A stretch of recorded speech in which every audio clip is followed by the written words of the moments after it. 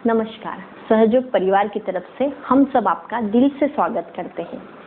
सहयोग ध्यान पद्धति ऐसी विधि है जो आत्म साक्षात्कार के बाद हमें चैतन्य रूप में अनुभूति होती है। जब ये प्रैक्टिस हम रोज डेली रूटीन में करते हैं तो इसके कई सारे लाभ हमें होते हैं।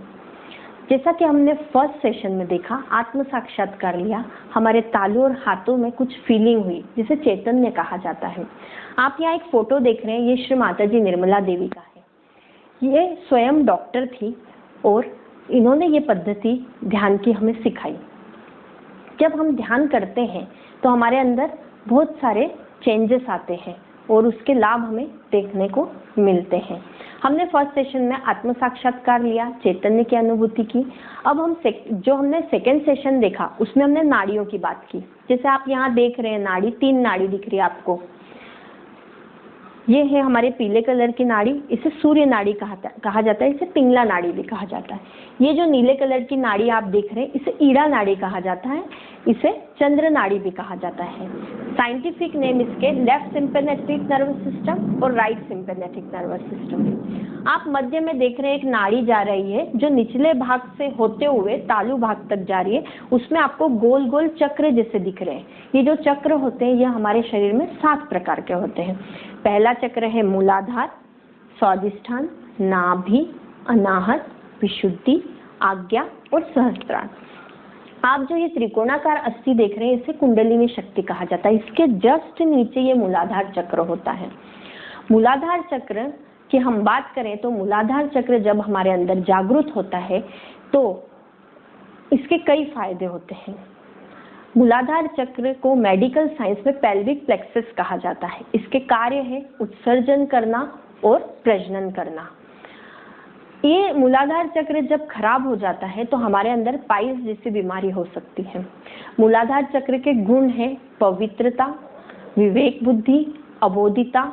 ये सब गुण हमारे अंदर जब हम ध्यान करते हैं तो ये आपोआप जागृत हो जाते हैं। अगर हम स्टूडेंट की बात करें तो अगर स्टूडेंट्स में ये चक्र जागृत होता है तो उनके अंदर पवित्रता, विवेक बुद्धि और अबोधिता आती है। उनका कंसंट्रेशन बढ़ जाता है। कंसंट्रेशन बढ़ना यानी क्या? जब वो कोई भी पढ़ाई करते हैं तो वो मन लगा के करते हैं क्योंकि वो इस पे ध्यान कर चुके होते हैं। जब वो ध्यान कर लेते हैं तो उनमें ये गुण अपने आप आ जाता है। कुछ बच्चे नॉटी होते हैं जिन्हें कितना भी बोला जाए तो भी वो पढ़ नहीं पाते, पर हमने सहयोग प्रैक्टिस के बाद ये देखा कि जब बच्चे धीरे धीरे पढ़ने लगे, ध्यान करने लगे तो उनकी पढ़ाई में बहुत फर्क आया। तो इससे बहुत सारे फायदे होते हैं जब ये बच्चे ये मेडिटेशन करते हैं। अब हम शिक्षक की बात करें, शिक्षा के क्षेत्र में इस चक्र के जागृत होने से क्या फायदे होते हैं। शिक्षक जब ध्यान करता है तो उसमें एक ग्रास्पिंग पावर आता है। ग्रास्पिंग पावर मीन्स क्या? जब वो कोई विषय पढ़ाता है तो वो विषय इतने अच्छे से समझाता है, प्रेजेंट करता है कि बच्चों के दिमाग में वो अपने आप फिट हो जाता है। तो ये सब जो गुण है वो आपो-आप जागृत हो जाता है और शिक्षक में सेल्फ कॉन्फिडेंस आता है, ग्रास्पिंग पावर आती है। जो विषय वो पढ़ाते हैं उसके प्रति वो जागरूक हो जाते हैं, व्यवहार ज्ञान आता है, गहरी सूझबूझ आती है। तो ये जब चक्र पे हम ध्यान करते तो ये फायदे हमें दिखाई देते हैं। अब बच्चों में हमने देखा कि कंसंट्रेशन पावर आता है, ग्रास्पिंग पावर आता है। वो पढ़ाई करते हैं तो जो भी विषय वो चूज करते हैं, जैसे मैथमेटिक्स है, वो उन्हें ठीक से नहीं आता। तो जब बच्चे ध्यान करेंगे उसके बाद अगर वो पढ़ेंगे तो उन्हें वो अच्छे से समझ में आएगा। क्लास में शांति रहती है। अगर हम बच्चों को पढ़ाते हैं, ये ध्यान करवाने के बाद जब हम बच्चों को पढ़ाई करवाएंगे तो बच्चे आपकी सुनेंगे। आपका गुरुत्वाकर्षण बढ़ेगा। गुरुत्वाकर्षण बढ़ने के कारण बच्चों में एक अच्छी सोच निर्माण होती है और वो गुरुत्वाकर्षण के कारण आपकी सुनने लगते हैं। तो अगर हम इसका सबसे अच्छा उदाहरण देखें तो डॉक्टर सर्वपल्ली राधाकृष्णन का सबसे अच्छा उदाहरण है। वो हमारे देश के 2nd राष्ट्रपति थे। वो एक अच्छे शिक्षक भी थे।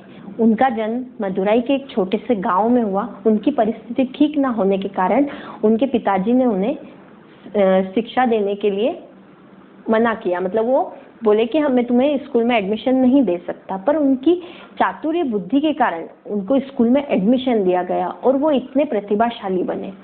तो क्यों ना अगर ये चक्र का गुण हमारे अंदर जागृत हो जाए तो हमारे अंदर भी ये विवेक बुद्धि, अबोधिता, विनम्रता, विवेकता अपने आप जागृत हो जाएगी और बच्चों में भी ये चीज हो सकती है।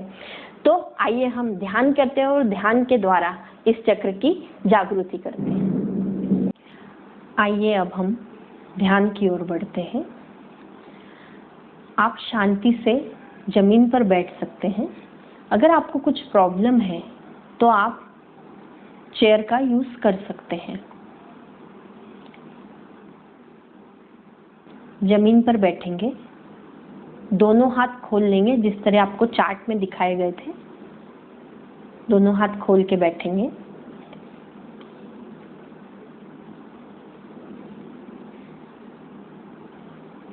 धीरे धीरे अपनी आंखें बंद करेंगे।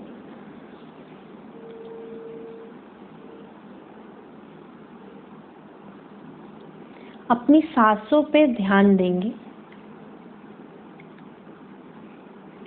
गहरी सांस लेंगे 3 से 4 बार।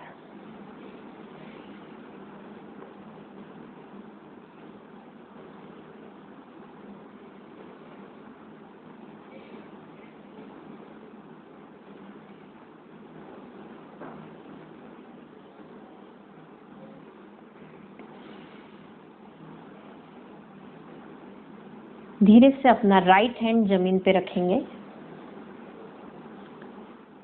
यहाँ हम प्रार्थना करेंगे, श्री माता जी, मेरी ईड़ा नाड़ी में जो भी दोष है वो आप भूमि तत्व द्वारा विलीन कर लीजिए।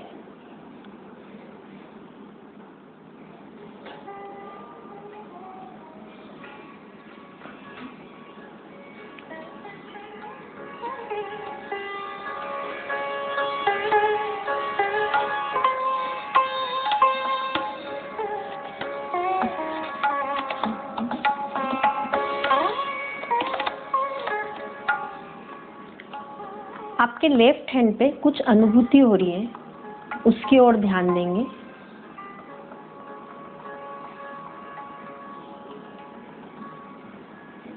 दोनों हाथ सामान्य अवस्था में। अब अपना लेफ्ट हैंड आकाश की तरफ करेंगे। प्रार्थना करेंगे, श्री माता जी, हमारी पिंगला नाड़ी में जो भी दोष है आप उसे आकाश तत्व में विलीन कर लीजिए।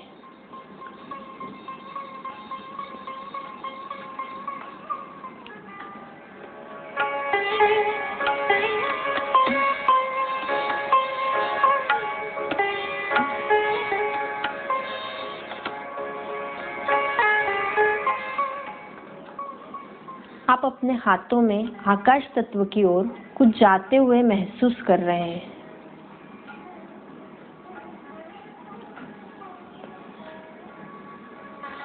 धीरे धीरे हाथ नीचे करेंगे सामान्य अवस्था में। अब अपने दोनों हाथ जमीन की ओर रखेंगे। प्रार्थना करेंगे, श्री माता जी, हमें संतुलन प्रदान कीजिए, हमारा चित्त स्थिर कीजिए, हमें अबोधिता और सत विवेक प्रदान कीजिए।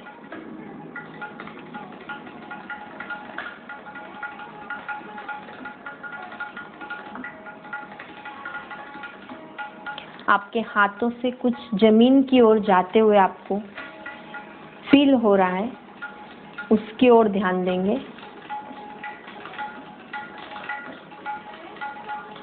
दोनों हाथ गोदी में।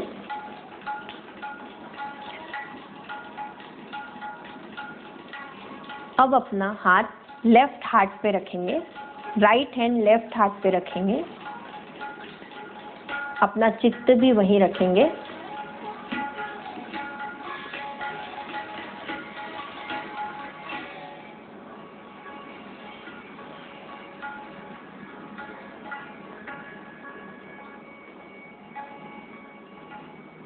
अब अपने इसी हाथ को उठा के आज्ञा चक्र पे रखेंगे। फोरहेड पे थोड़ी सी गर्दन नीचे झुकाएंगे। यहाँ हम अपना चित्त रखेंगे।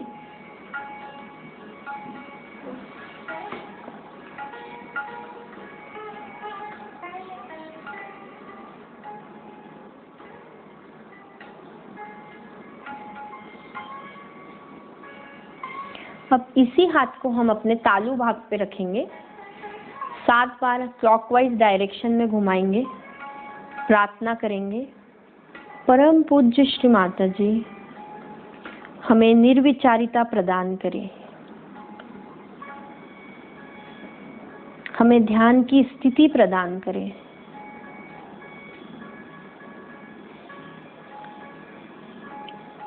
धीरे धीरे हाथ को नीचे लेंगे और जहां हमने हाथ रखा था वहीं अपना चित्त रखेंगे।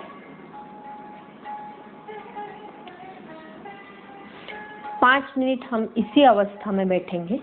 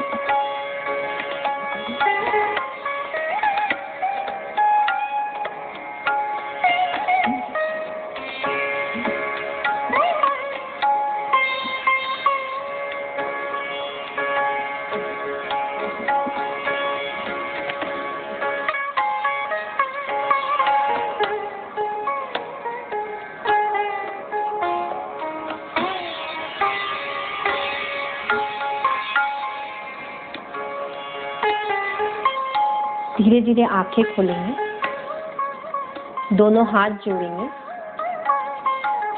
श्री माता जी, आज जो आपने हमसे ध्यान करवा लिया उसके लिए हम आपके आभारी हैं।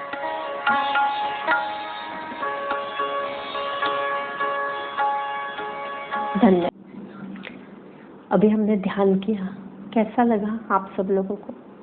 अनुभूति तो आई होगी हाथों पे चैतन्य की, उसे चैतन्य कहा जाता है। अब ये ध्यान करना कैसे है? जब हम ये ध्यान घर पे करते हैं तो रोज करने से हमारे अंदर एक आनंद हमें प्रदान होता है, जो उत्साह के रूप में हम रोज देख सकते हैं। जब हम रात का ध्यान करते हैं तो हमें गहरी नींद प्रदान होती है, हमें गहरी नींद लगती है, और जब हम सुबह उठते हैं तो एक उत्साहपूर्ण जीवन जीते हैं हम, पॉजिटिव एनर्जी हमारे अंदर होती है।